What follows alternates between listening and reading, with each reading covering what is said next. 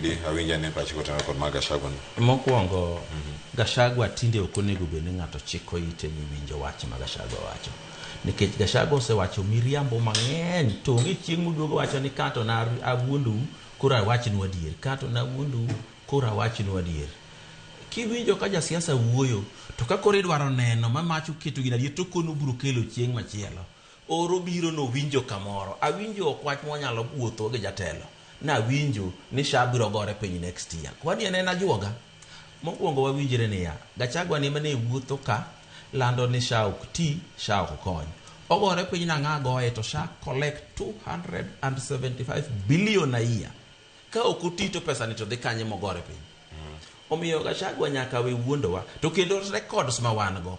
Counties teme Kenya ka. Machulo SHA moloyo namba 2 bang' Nairobi en Kiambu. Mani Central.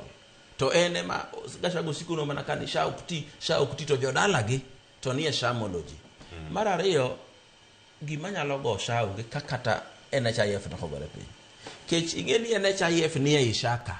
En koro tini luonge ni Shif to en e Ishaka. Joma ne ni NHIF ko kelo nyume iye ka.